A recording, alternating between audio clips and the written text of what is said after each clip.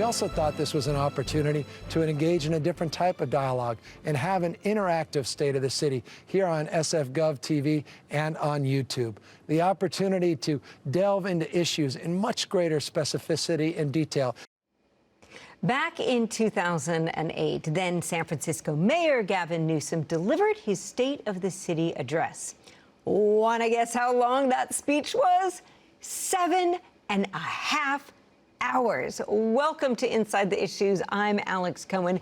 Things we know about the now governor. He often has a lot to say. He really likes drilling down on details. The Democrat also has dyslexia, so things like traditional speeches delivered via teleprompter, they're kind of tricky for him. So I, for one, was none too surprised when Governor Newsom announced that in lieu of the traditional State of the State address at the Capitol building this year, that he would instead take the show on the road. First, he visited Cal Expo in Sacramento with Mayor Darrell Steinberg to talk about homelessness and housing. You want to see progress, and you want to see it now. You want to see progress in terms of encampments. You want to see progress in terms of people off the streets. And as the mayor said, you want to see our values represented in that progress. Then came a St. Patrick's Day stop at San Quentin, where he had a fascinating exchange with an inmate who remembered a very different Gavin Newsom. I was like, who the hell are you? And he goes, man, you don't remember me. We played Little League together. Just spoke to me at a different level. Still processing that. This past weekend, Newsom traveled to a warehouse in Downey to talk about reducing health care costs. Then he visited the LA River with legendary architect Frank Gehry. And finally, the governor traveled to San Diego to discuss mental health. Our Daniela Pardo was the only TV journalist in California to cover all 4 stops, and she joins me now with more. Kudos on great reporting. Daniela, tell us, what would things have looked like had this been a traditional State of the State?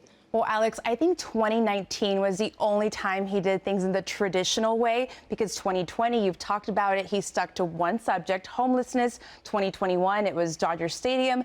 Last year, it was the Natural Resources Agency building in Sacramento, because it's bigger. He doesn't have to read that small teleprompter that he doesn't like. But this year, the road trip. But normally he'd be standing with the Speaker, Anthony Rendon, and the President of the Senate, Tony Atkins. But instead, he came to their districts on Saturday after being in Sacramento and the Bay Area. He was in Downey in the Speaker's district. He represents areas of Linwood, Southgate, Paramount, a lot of predominantly Latino communities. And in my one-on-one interview with the governor, he shared a little bit about why he chose this multi-city approach.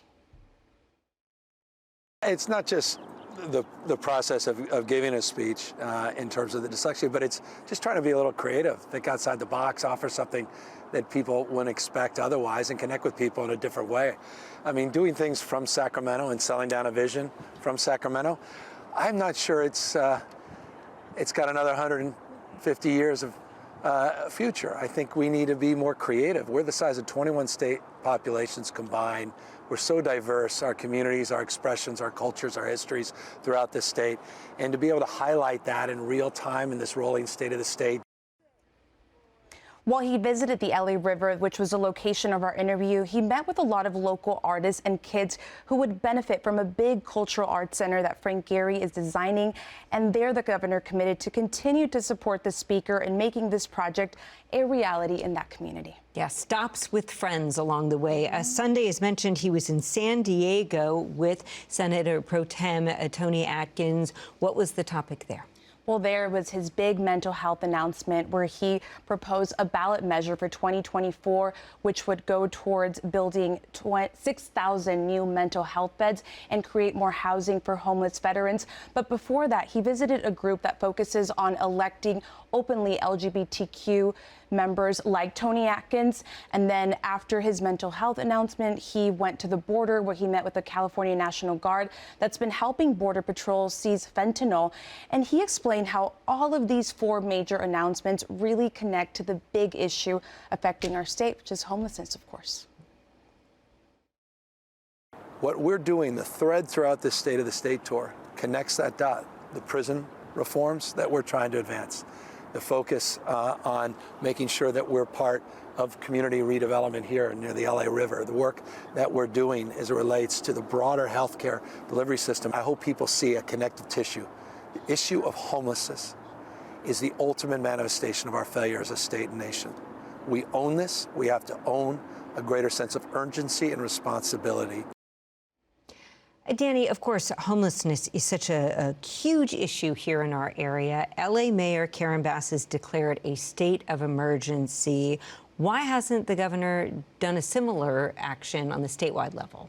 Yeah, I had the same question, and he said it doesn't unlock any new funding like a state of emergency would for a wildfire, like it did for COVID or floods. And he said, we are already doing what we could under an emergency, such as he pointed to signing several legislation that waive a lot of environmental protection to speed up housing projects. And he also, of course, mentioned home key and a room key. And he said we are working with a sense of urgency to get people off the streets. And he also mentioned that there's $1 billion that are coming soon to cities like LA. Daniela, we really appreciate your going on the road as well. Any final words from the governor that you'd like to share with us? I think you could really tell that he enjoyed engaging with the different communities and not just the legislature. He is going to address them tomorrow because there is a constitutional amendment that he has to fulfill. So he'll submit a letter this week, and then tomorrow he's having a reception up in Sacramento. And tomorrow we will be receiving you here again to join us as we have an hour-long special on the fentanyl crisis. Daniela Pardo, thank you so much. Thank you, Alex.